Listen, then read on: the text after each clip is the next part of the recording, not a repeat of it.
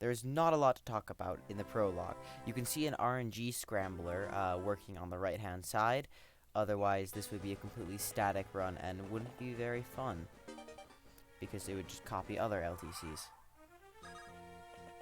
So, we actually rig a crit here, even though you can't do that. What we do is we just reset and reset and reset until we start off a run that Erica gets that crit, because you need that in order to finish the chapter in one turn. Remember, we're going for the lowest turns possible here. Seth will then kill. The boss will attack Seth, ending the map on enemy phase so that we don't tick up to turn 2. This will be the fastest map we'll ever play. So we're also playing Chapter 1. Chapter 1 is going to be an easy 3-turn.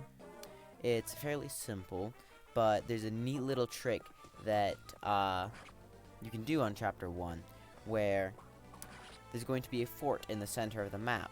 Once Erica, our blue-haired main lord, passes that line to the to the west, it will trigger reinforcements. You can actually avoid those reinforcements by rescuing Erica and dragging her over.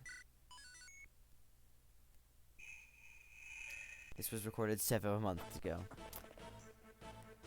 So the story is not really relevant here, but basically her homeland was attacked and now she's running, and her friend's in that castle.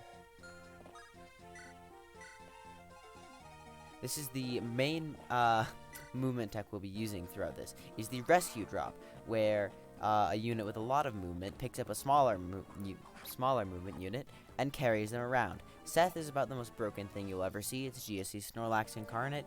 He can solo this entire game. As such, we will be abusing him. As you can see, he takes no damage. He's barely even feeling the rescue penalty, which significantly lowers his stats. Those are two friends. We will see them on and off. Gilliam is bad, Franz is good. We will see a lot of Franz and a little bit of Gilliam. At this point, I have forgotten to speed up the default movement of the units, which we will likely do in the next chapter.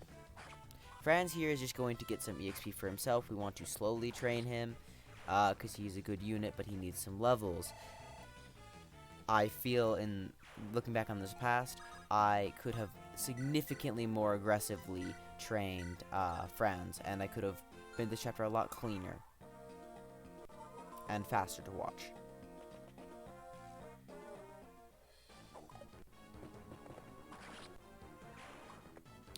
Again, Franz just doing his work, getting some EXP. The boss will then attack Marcus. Seth will obliterate him, and then Erica will seize the throne. I do not believe Erica faces any chance of death here, despite being in range of a couple enemy units. But even if she did, she'd be likely to dodge because she is currently on a forest tile, which offers significant movement reduction. No, she is. She's at slight risk of death. That's what it is. So let's talk about true hit. The numbers of hit rate you actually see are wrong. It will actually roll the RNG twice and average it. So in practice, what this means is hit rates above 50 are greater than that. Hit rates below 50 are lower than that, so like a 10% hit chance is more like a 2% hit chance. So Erica could have died there, but it was very, very unlikely. It's like 25% chance. We can take these risks early in the game. And we need to, in order to get this super fast clear. We're just going to give Franz, again, more experience. And as you can see, no group of units appeared in the bottom right-hand corner because we carried her over the line that Franz is currently standing on.